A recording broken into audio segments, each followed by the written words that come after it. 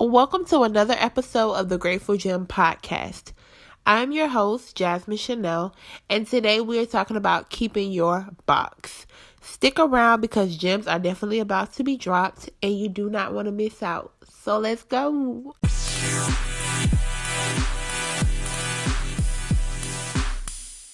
I need everyone listening to this podcast episode to follow us on Instagram at the Grateful Gem Pod, and also follow me at Jasmine Shannelle. Don't worry, I spelled everything out and left it in the notes below. Take a look. See you there. Now let's get into this episode. What's up, you guys? I am back on another episode. As promised, I'm a few days late, but don't judge me, okay? I hope you guys are tuning in and listening to the previous episodes. I see a lot of you guys have checked in, and I just want to say thank you, because I am super dope and super excited about what God is doing, not only in my life, but what He's doing in your life through what it is that He's providing and telling me. So I'm super thankful, and I just want to say thank you for every listen, every like, every share of an episode, and the feedback that I'm getting for these episodes. It means a lot. And so I just want to say that. And while I'm on my soapbox, that's going to be the topic for today. I'm just going to be sitting on my box a little bit, kind of putting you on your box, because I feel like people have really been trying me, you guys. People have really been trying me lately, and I've been trying to be a bigger person, and for some reason, I'm at my breaking point. And it's like, you don't want to get to a point where you're consistently cutting off everybody. But in a moment where you have too much going on, you cannot spend time wasting time on people, situation, and things that do not matter. Like, so serious, you guys. You cannot waste time on stuff that does not matter. And so today I was kind of upset. I'm going to be real with you guys, as I always am. I was kind of upset today, and I was kind of annoyed. I'm anxious about a lot of things. Got a lot of things going on. And I'll talk about that in a minute. But let me tell y'all what happened to me. So, one of my family members reached out to me, and I know y'all probably gonna be like, girl, I'm so tired of your family. I'm tired of them too, okay? I'm ready for them to go. Like, please get new family me, please, God, because I'm over it.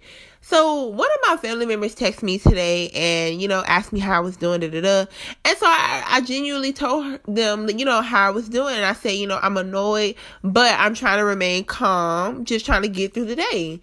And mind you, I haven't talked to this person all day, so you don't know what my day consisted of. You don't know what I had to battle today. You don't know how I'm feeling. You don't know. So for you to speak on how I should feel based off of what you're getting, it bothered me. Because basically, like, the response that I got was basically like, oh, you're complaining a lot. Like, you got a lot of problems. You need to just learn how to fight and deal with it. But in the reality, if we take it back to the word, I mean, y'all know I'm good throwing out scriptures. I can't think of one right now, but I mean offhand, but I'll link some down below and I'll let y'all know. But even in the Bible, it says that we're human. You know what I'm saying? We're not perfect. Even though I know that God is going to work it out on my behalf, it doesn't always work when we think it's going to work. There's been so many times where God has showed up all the time. Let me just go ahead and put that out there. God has showed up all the time. Has God shown up the way that I thought He was going to show up? No, He hasn't. It's always the last minute. And I think that's always because of my faith. My faith is always like kind of shaky. Even when I feel like it's going to work out, I still have doubts in the back of my mind because I'm an overanalyzer. I overthink a lot. And I stress myself out a lot about stuff that don't even matter. And so that's just basically what I've been doing here lately, but I have not opened my mouth to a lot of people about that. I have not spoken on a lot of things that I'm personally going through in my personal life. And if you follow me on Facebook, you've seen that I shared a post today, just kind of letting people know, like, hey, if you do not want to genuinely know how people are doing, do not ask them. And when they do respond to you on how they are, my thing is, if I don't ask for your opinion, or if you're not giving me some positive feedback, especially when you know a little bit of what's going on, then you need not be saying anything to me at all. That's just how I am. Like, don't give me your unsolicited advice. I didn't ask you how you felt. Just because you feel like, oh, I'm complaining a lot, or I have a lot of issues. And in reality, I do. I have a lot going on. And some of that which this person knows, is there's a lot that this person doesn't know. And for me to have to feel like I'm compelled to sit here and, have to defend myself, I shouldn't even be put in that situation. Like, I just don't get where people come off as to why they think that their opinion is so high in your life, when first of all, you don't contribute anything to my well-being at this point in time. So you saying how you feel is helping me how? Like, it's not helping me. And so, y'all, this past week has just been, it has been just, I just had to literally like step back and just literally like regroup, because I'm literally over it, and it's like, you get to a point where when things keep happening, bro, it's like, what do I supposed to do? Like, I'm sitting here praying, I'm having my faith, I'm listening to my word, I'm trusting God, and stuff keeps happening. And I know that in that moment when stuff keeps happening, you have to remind yourself that this is only a test, this is only another trial, this is only another mountain that I can move. But after so long, let's just be real. Take the Christianity out of it, take God out of it, and let's just be real. Let's talk to each other human to human. It don't work like that all the time. And people kill me when they sit here and act like it does. Like, oh, stress is just supposed to be this thing that is inevitable. Like, you don't have to stress. You choose to stress. But so it's okay for me to sit here and be ignorant to the things that are going on in my life. That's like earlier, I talked about how I had a lot of health issues. For one, I was in the hospital a week ago, 2 weeks ago. 2 weeks from this week. So, you guys, I was in the hospital 2 times. I was in the hospital the 2 weeks ago, and then I was the week before that. So 3 weeks ago, I was in the hospital, and then the week after that, I was in the hospital. So the first week I was in there because of my asthma. My asthma has really been bothering me. Sometimes I really worry at night that I'm literally going to die in my sleep, like, all jokes aside. And I think that's my biggest fear. Like, dying because of my asthma, because I know people that has died, like, from asthma, from severe asthma, not being able to control it, and people just pass away in their sleep. So that has been something that has, for some reason, been on my mind for the last couple of days, with everything that's going on. So I went to the hospital, stayed in the hospital all day. Medicine, here I am the next week, still having the same issues. Medicine not working, nothing's working. Every 2 seconds I'm having issues breathing. It's out of hand. It's terrible. I've always had severe asthma, but now it's just to a point where my anxiety is just like on 100, and I'll explain about that like later in the in the message. But yeah, like, I'm just over it, and I'm like, bruh, I hate it. Like, why do I have to continuously feel like I'm going through all these hurdles in my life? Like, bruh, I know a lot of people that have asthma that don't have to deal with this. My dad had asthma, full-blown asthma. You wouldn't even know that. This man never had to use an inhaler, never had to use a nebulizer. My cousin has asthma. She don't have these many issues with her asthma. I'm like, with me, I have so many health issues right now that it's ridiculous. I have my asthma, my eczema, like, my face is so ashy, you guys. And people will look at me and be like, oh, your face looks so good. What did you do? Meanwhile, I had to scrape my whole face, put a rag on my face with moisturizer, steam my face, then put some Cetaphil cleanser on there, then put some lotion on there, then put some cream for my eczema on there, and then walk outside to make sure that my face wasn't white, because sometimes I'll do that and then I'll leave outside and then my whole face will be like ashy. It's like I didn't even just do all those steps. So it really annoys me, because it's like when I'm agitated or if I'm stressed, my eczema will come out, and I have it in my face. So it's like something that you can see, immediately. I have it in my face and I have it in my ears, and it's annoying, very annoying, you guys. And so I'm just like, ugh, like, this is just annoying me. That has been something that I've had eczema since a baby as well, but I used to have it like in my arm, so I used to could hide it, but now it's like in my face, so I don't know how it got there. I don't know why it moved. I don't know. It just moved from my legs and my inner arms to my face. And so that has, honestly, you guys, like, 100% being real, that has caused me to be like very, very insecure about my appearance, because I always wonder, like, when you go out and you see people like with skin issues or, health issues, you're like, dang, I wonder what happened to them. Or some people like, ugh, what is that? You know what I'm saying? Like, being real. Sometimes I feel very, very insecure about my skin, my eczema, because it's very present, it's very noticeable. And sometimes I have like these light spots on my face, and I'm just like, there's no way to hide it. And I don't want to cover it with makeup because that's just making it worse. It's packed in, chemical on top of my rare skin, because my face will literally be like red. I have red patches everywhere. And so I remember going to my auntie's house one day, and she made a comment about it. And I literally, you guys, I wanted to break down and cry, because I'm like, bruh, I literally just left the house feeling the same way. I think this was last Christmas. My eczema was acting up so bad, and I had so many like light spots over my face. And she was just like, ew, what is that? Yeah. Like, you don't know I have eczema. Like, girl, what? And then she was like, oh, look like skin cancer. And I looked at her, I said, girl, skin cancer, stop playing with me. Like, but if I was to go off, or if I was to snap back on her and say something about her, it would have been an issue. But you literally just disrespected me. My thing is, you don't know what I walked out of the house with this morning. You don't know how insecure this makes me feel, because I know that, or I feel like people are looking at me the same way that you're looking at me when you know I have eczema. Like, I don't understand why this is even being a conversation that's brought up. And so it pissed me off, because it's like, I'm always sitting here trying to be the bigger person. Like, I'm always trying to just keep my mouth closed, because as soon as I say something, I'm the issue. But you didn't know what you just said was hurtful. You didn't know what you just did was wrong. Like, first of all, I'm pretty sure everybody can see what's on my face. I saw it before I left. There's nothing I can do to hide it. My eczema. Like, girl, what? Just done got me upset. But I was just like, I'm sick of it. Like, I don't have time for the extra stress. I don't have time for none of that. So anyways, I was in the hospital for my asthma. Next week, back in the hospital, you guys. And I was just like, this is so frustrating. Within the last 6 months, I have been to the hospital maybe 5 or 6 times, literally.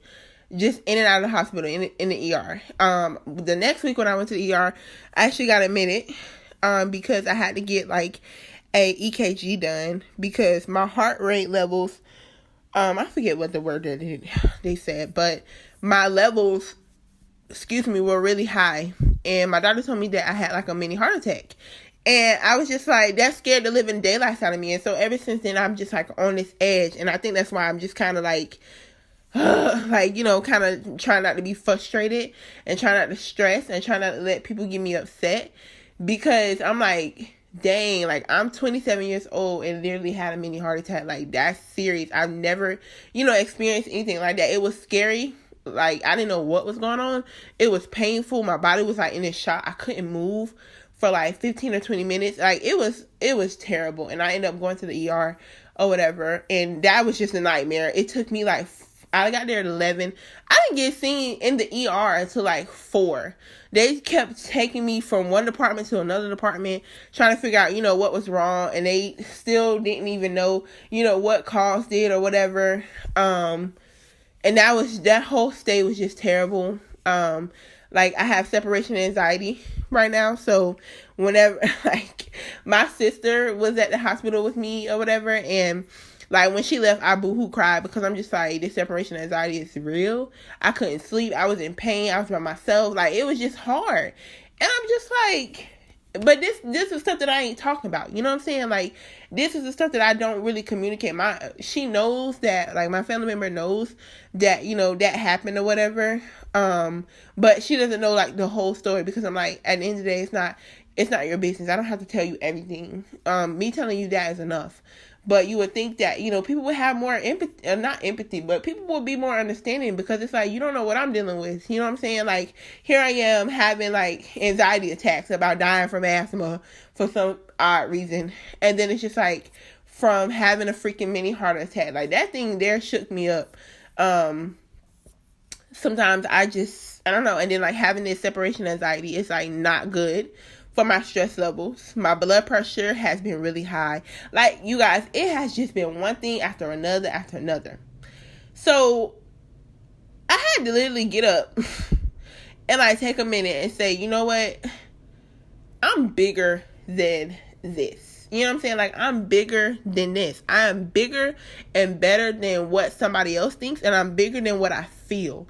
And I got on Instagram today, and I saw something that this lady posted, and she said, walk in faith and not your feelings. And I was like, this is so me right now. Like, I need to walk in my faith and not in the way I feel. You know what I'm saying? Because to be real, if I tell y'all how I feel, it doesn't match my personality. It doesn't match me.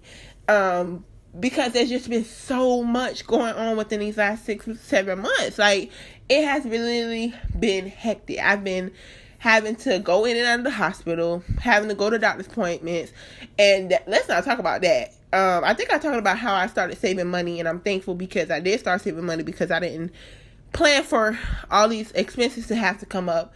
I've used like all my time at work or whatever for the year, so within the last 5 months, by the way, with all my health issues. But I've used all of that time up. So now I'm on FMLA. So whenever I leave from work, I'm not getting paid. And so I'm having to dip into my savings, which I'm thankful and grateful that I have that resource. But I'm stressed a little bit and overthinking about it because I'm like, okay, what happens when I run out? And we still have 30 more days of this year to get through because time doesn't start over till January, and I still have to go to the doctor, and I'm like, what if I have to go to the hospital again? And it's just crazy, you know what I'm saying? So it's just a lot, and that's another part that I haven't really communicated. So for people to feel like what they have to say and how they feel is so important in any situation that you're going through, you have to be the one to set the boundaries and say, listen, first of all, I ain't asked you for your opinion. Second of all, your opinion is not bettering me. If your opinion is not putting a positive mindset in my life, how is that helping me? If it's not good, do not tell me. Like when old people say, you don't have nothing good to say, don't say nothing at all. Literally, I mean that. Do not say nothing at all to me. Because you don't know what I'm battling on a daily basis. You literally don't. That's like one of my coworkers. We became a little close, over this time frame or whatever, and we talked about some stuff that she was going through, and I was like, dang, that's crazy, because I would never have known, that you were going through that, because you show up, you smiling, you laughing, we in the text messages just kikiing and caca, having a regular day, and that just goes to show you, like, you can't always assume that you know what somebody's going through. You don't know what somebody is battling, or what they're hiding on the inside. You don't know what's going on in their personal life, and that's why you also have to be careful how you treat people, because a lot of people that lose their mind and like go haywire is because they already have a lot going on. They may feel like they don't have reason to live, or they don't have anything to live for, and so with you just bullying them, or not bullying them, but for them to feel like you're bullying them, it may lead them to a path of destruction or suicide, and I think that's something that's really serious, because a lot of times the devil plays in our ear for real, and sometimes like it gets real, you know what I'm saying? I'm just gonna be real, it gets real. And so I'm like, God, like, you literally do not know what people go through. And even if somebody tells you what they're going through, it still may not be the 100% of what somebody is going through. You know what I'm saying? Like I said, there's a lot of things that has happened to me over the last 6 months that a lot of people don't even know about yet. And the people that do know, they don't know the 100% of what's going on, because, I'm private. I like to include people, but I don't like to include people at the same time, kind of weird thing. But yeah, so I think that it comes to a point where you just have to be the one to set the boundaries and set the tone for conversations, because when people start getting on your nerves, man, you have to literally pull back. And I'm not saying that you have to sit here and isolate yourself 100% from people, but in a time like this, for me, with my asthma acting up, my blood pressure high, I done had a mini heart attack, having these all separation and anxiety, it's a lot. And on top of that, you guys know what happened with me and my mom. That just was a whole nother thing that took my blood pressure through the roof.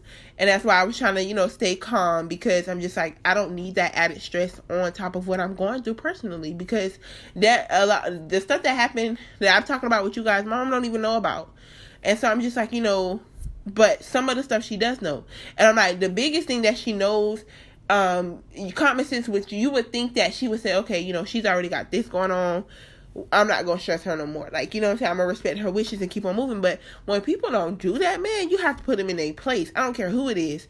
Don't be disrespectful, but be respectful to yourself and put them in their place, because people will walk over you as much as you allow them and as much as you let them. And then when you start pulling back, people will be like, oh, I haven't heard from you. What's going on? And if you want to speak on it, you can. Me, I feel like at the end of the day, I already said enough. So once I start pulling back, that's because I feel like I've said enough and I'm not finna keep repeating myself. So that's just something I'm not finna do. So if we're in a situation where I just pull back, it's because I've already said enough. I'm not going to keep repeating myself. And now it's time for me to take action, because I clearly see that you don't respect my wishes. You don't respect me, and you don't have boundaries set up for this relationship. And I've asked you and I've set those boundaries, and you keep stepping over the line. And so that's what I had to do with my mom. I had to accept that, our relationship is not going to be the mother-daughter relationship that I wish it was, to be honest. But, I just take it for what it is, and I keep it moving. And I take the words that she said, I take heed to it. If I don't want my personal business told, don't tell her. So guess what? I don't. And that was another thing. I opened up and told my auntie about, what happened to me in the hospital. And she told my mom, and I'm like, listen, I didn't ask you to tell her that.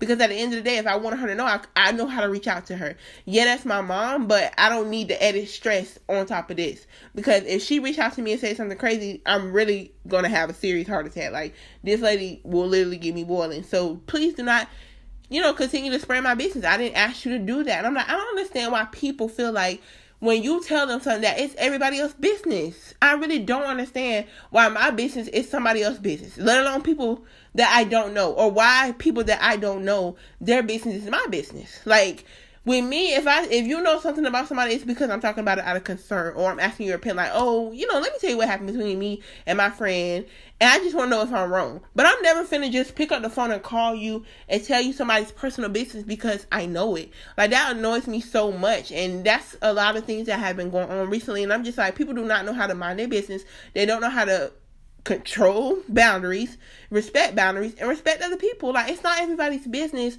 what I have going on, and I don't understand why people don't understand that. But furthermore, it's just a lot, man. It's just a lot, and I just think that you have to be able to set the tone and decide how people show up for you. You know what I'm saying? Like, how in relationships they say you have to show someone or train someone or teach someone how to love you. You have to do that with family members too. With friends, you have to show them how to treat you. If you don't like something, speak on it. If you don't appreciate something, say something. Set the boundaries, but also step into your boundaries and respect their boundaries. You can't be sitting here saying, oh, I don't need you to respect my boundaries, and then you just walking all over this person like a doormat. No. It's reciprocated, but you be the change that you want to see. So you lead an example, and then you expect them to follow. Again, if they don't follow, then that's on them, because now it's putting a damper on our relationship, and now I can't be my genuine, authentic self with you because I can't go there with you because I've tried it and it didn't work. And I think that's a place where we get kind of haywire and haystacked at, because we continue to give people the benefit of the doubt when they show us their true colors, and when they show us that they don't respect our boundaries, they don't respect us, we continue to start that cycle over instead of setting boundaries and saying, okay, this is the last straw. And I think that when it comes to family members and friends and people that you know for a long time, you kind of have them at a different respect level, but you have to realize if they're not holding you at that respect level, why are you holding them up there? They ain't God, so bring their little self down and put them where you can manage them, because you have to show people how to treat you. You have to have control over your life and allow people to do what you allow them to do. Don't allow them to treat you like crap and walk all over you because that's what they've been doing for years. How is that fair to you? It's not. So you have to really be in control and say, okay, enough is enough. Like, I'm not going to keep repeating myself. I'm not going to keep sitting here hurting myself constantly because you can't listen. You can't respect me, and I'm respecting you. There's something wrong with that. It's called self-care. But yeah, seriously though, like, it's called self-care. You have to care about yourself enough. And I think that's been honestly one of the issues that I've had. I haven't cared enough, to teach people how to treat me. Because, it's just like you can't paint someone a different color. But it's like at the end of the day, if they're continually doing stuff that's just disrespecting you, disrespecting your boundaries, you have to literally stand up for yourself and say, listen, I'm going through enough. Enough is enough. And I really feel like I've been tested so much this year, you guys. I had, like, the beginning of the year, I had to literally, this has been my whole mantra for the whole year. And I've kind of been lenient on it because of all my health issues and things that I have going on. I've just been trying to focus on me and just get more into the word and just ask God, to show me guidance. And I think that's one of the things that God is showing me, protect your peace. because that was something that I prayed about at the beginning of the year. I wanted peace. I wanted to be able to go and live my life in peace, because previously I haven't been able to do that. So in the beginning of the year, I decided to not cut my grandma off, but to just put her at a distance, put her at a level, not bring her down from where she was and put her where she showed that she needed to be. And that caused me, to isolate myself a little while, because, I was still praying about it and just asking, the Lord to open my heart, because I didn't want to do that and then have like a relapse, kind of sort of thing with our relationship. And so, unfortunately, in that process, she passed away. But, when she passed away, of course I missed her. I love her to death. But it wasn't more so like, oh, I could have did more, or oh, we weren't talking, or I cut her off, or I disrespected her. It wasn't any of that. It was a more so I respected her, and, I respected myself as well. And I did what I had to do for myself. And I don't regret that decision at all. Because it took a lot of stress away. Because when you have a person consistently, just bringing up the flaws, bringing up the past, bringing up things when you're trying to move away from that person, like, you realize that people will bring up the old you when they can't reach the new you. And that's honestly what my mom did. And then when I talked about that in the last episode, and FYI, if you have not heard the episode, please go back to episode 42, I believe. That's the episode I talk about that. But that was kind of sort of thing that my mom did. And that was, on that day, I realized, I said, God, she is so much like my grandma. And I realized that I had to do the same thing with my mom that I did with my grandma. And it took me it took me 27 years to be able to do that to my grandma, because of who she was. And how much I loved her and respected her. But I decided that it was time to love me, to love me and do what was best for me, and to be at peace with what I decided to do. And another issue that I had was speaking on things that people, listen, when I moved to Atlanta, people had so many like scenarios that happened that I was just baffled, because I'm like, I didn't know this happened. People were saying that I moved without no money. People were saying that, I moved there for my ex-boyfriend. I should have never went. That was stupid. But little did they know, I had over $6,000 in my money to move to Atlanta. God made that happen in 2 months, you guys. I had 2 full-time jobs. 3, really. I was working at Infinity for a while, and then I was working at Citibank overnight, and then I did training also with ERC. And I'll talk about that in a few other episodes in the beginning. I'll have to find those and link those down if you care to hear about how I did that, and what that journey was like for me. But yeah, I saved up over $6,000 in 2 months, you guys. I paid off some things I had on my credit. My credit was A1. Let me tell you, okay? My credit was A1. I was so happy. Still working on my credit now. God will, it'll be done. But in 2 months, I was able to save. I was kind of hesitant about going, because everybody, when I say everybody, has something negative to say, except for a few people. But the people that I thought would be happy for me, people that was closest to me, friends that was closest to me, didn't want to see me leave, didn't want to see me expand. And a lot of people knew that this move was to try to better myself. And a lot of people they literally didn't have anything good to say. And so I learned then that you have to keep your business to yourself. Do what God told you to do, because I prayed about it. This isn't something that I just woke up and said, hey, I'm going to do this. I prayed about it for a year. God said, go ahead, do it, act on it. Made it happen. I saved the money up in 2 months, you guys, literally 2 months. I moved and I was at peace, because I was away from my family. I was away from the issues. I couldn't just run down the street and help nobody. I was literally 4 hours away. And I wasn't trying to come back. I came back every now and then, but not really. And I loved it there, man. I loved it there. The reason I moved back was to help my sister get on her feet. And I'm so proud of her right now. She's literally living her best life. And I'm so happy that I'm able to be a part of that. But it was nobody but God. I can't even take the credit, because I really didn't want to come back, to be honest with you guys. I still miss Atlanta. I still love it. But I know that God planted me back in Jacksonville for a reason. I really haven't figured that out yet, but I know that I'm here for a reason. But yeah, and that was something that my mom, when I said that she tried to switch the story or whatever from what she did to me to what we had talked about previously, she made a comment and she was saying that, oh, the reason that you moved back being that it was because of your sister, that's a bunch of BS, basically, a bunch of baloney. And, you know, I get real, if anybody that on here that knows me personally, they know I get real sensitive when it comes to my sister, man. Like, do not talk about my sister, because at the end of the day, we tight. You know what I'm saying? And that was something that my grandma did too. She tried, like, this lady, when I was in Atlanta, she literally called me because me and my sister had plans to move in together. And she literally called me saying that my sister had called her and told her all this stuff about me, and she didn't want to move with me. That was my idea, and which I knew it was a lie, because it wasn't my idea. It was my sister's idea.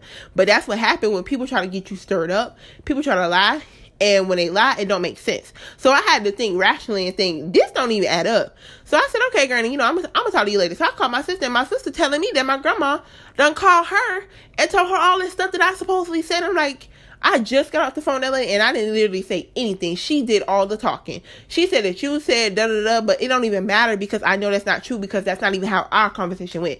I didn't bring up that situation. My sister did. So for you to be on the phone saying that my sister said that I did it, I knew that was a lie. And I know my sister, you know what I'm saying? But the fact that people try to pull us apart and put us like at a war with each other, it's crazy to me. Like, she ain't the only one that do that. And for my mom to literally step in and do that same thing, it was like literally God was reminding me, like, Jasmine, you got to do the same thing you did with your grandma with her.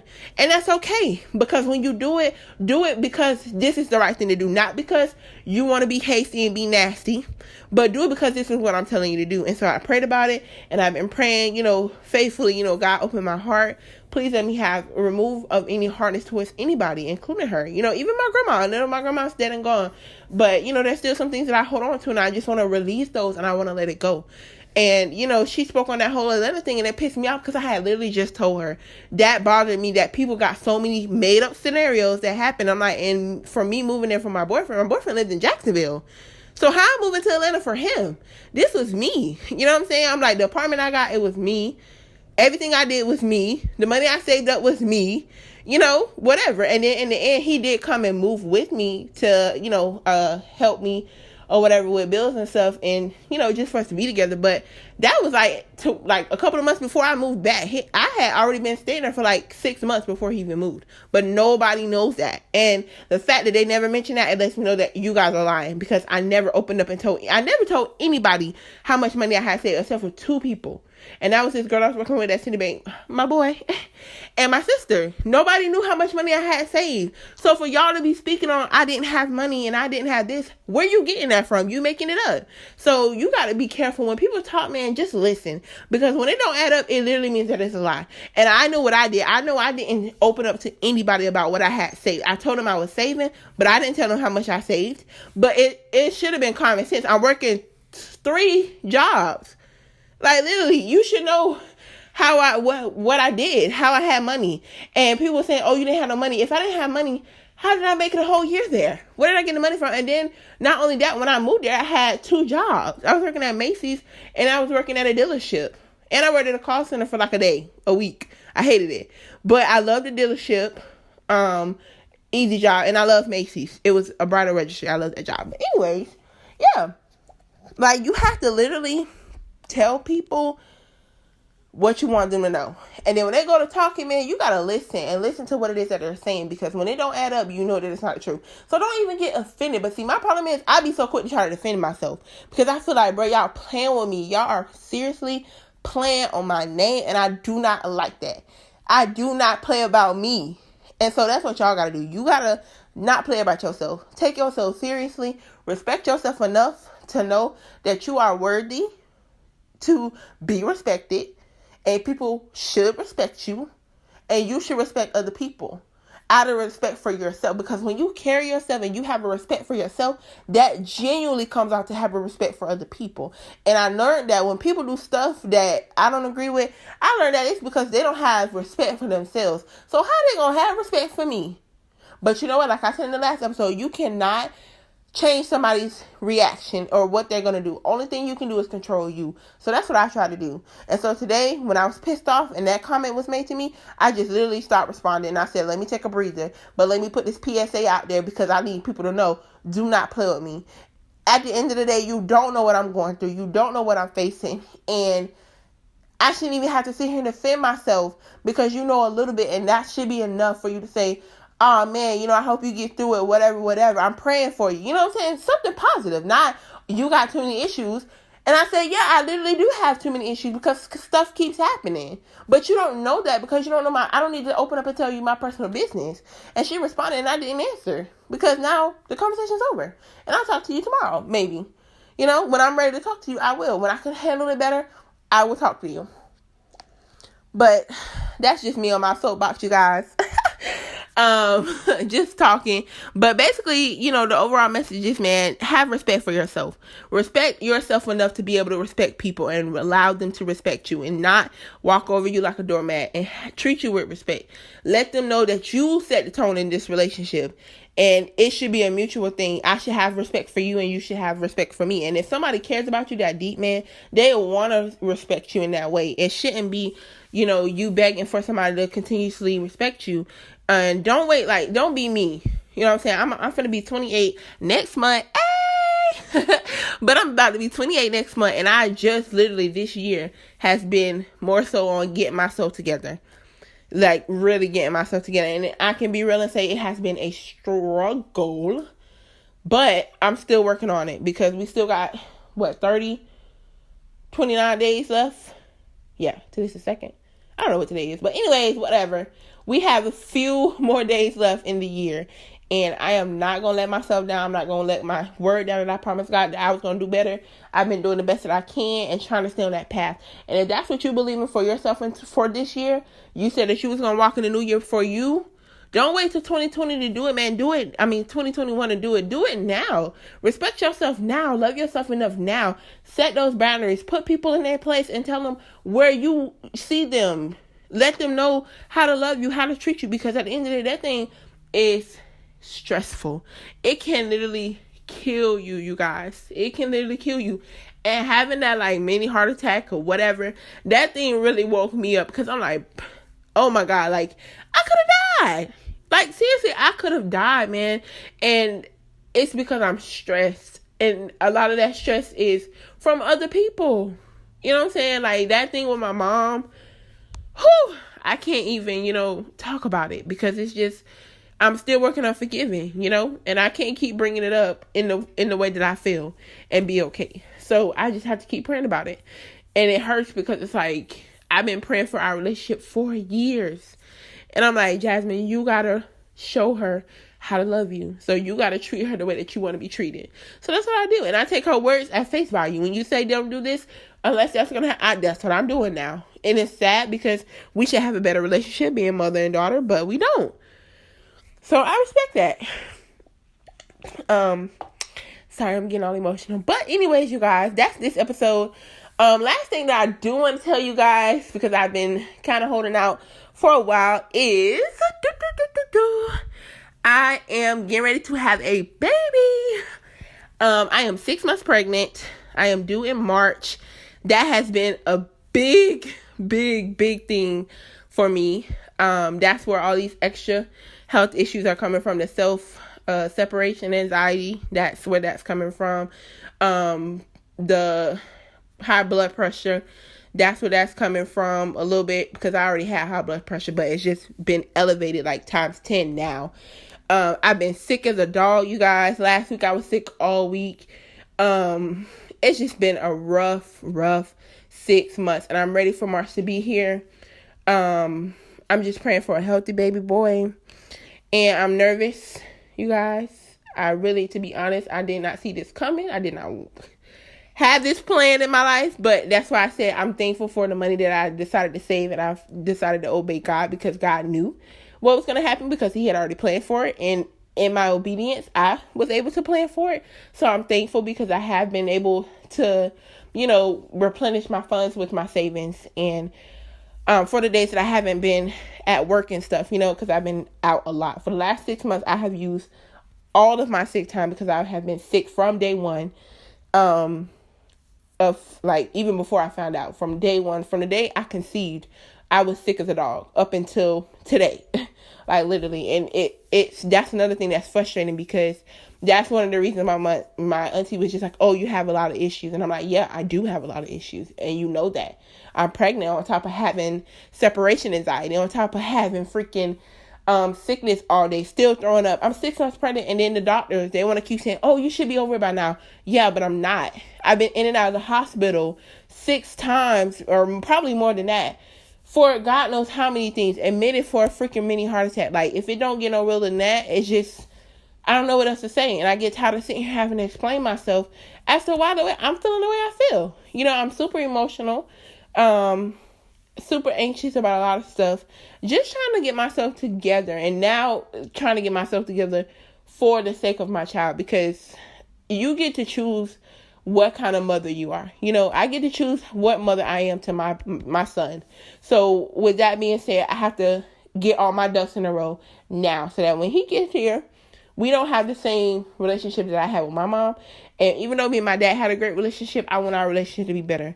And that's why, I've been talking on a lot of this stuff, because this is stuff that I'm really working through. I'm working on forgiveness and working on my communication, because sometimes I can be a little cold and say those things that tempt people to pull away from me.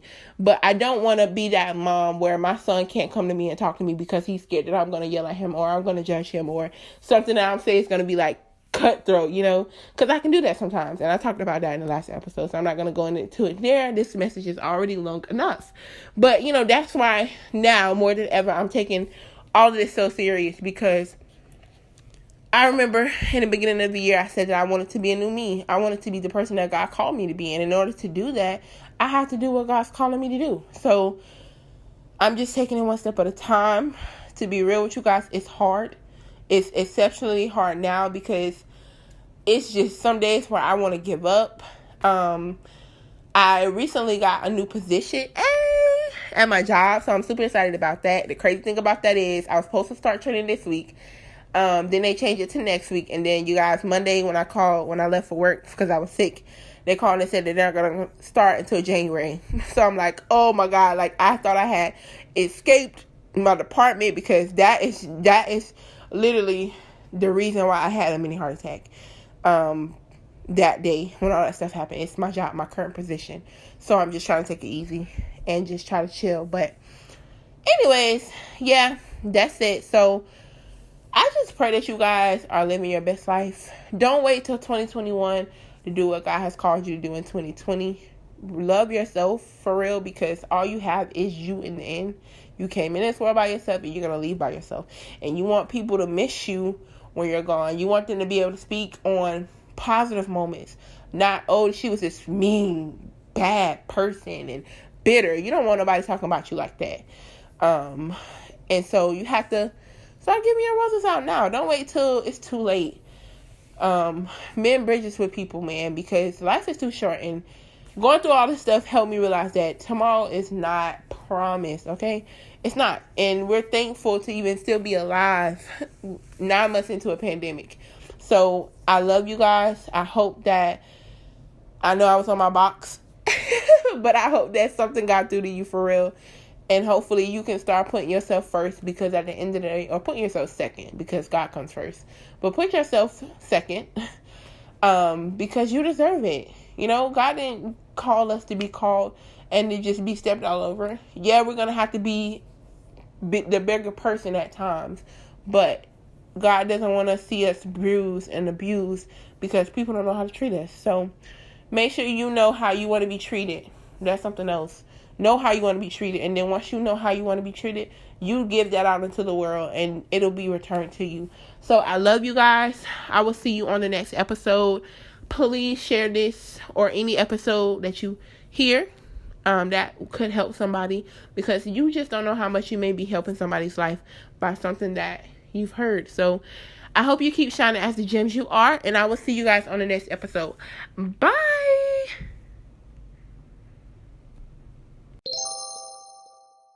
Are you loving this episode? Great. Don't forget to leave your feedback by rating and leaving a review on Apple iTunes. Also, don't forget to subscribe anywhere, wherever you're listening to this podcast. And make sure that you follow us on Instagram to keep up in the know of what's going on with the podcast. Okay, let's get back to the episode.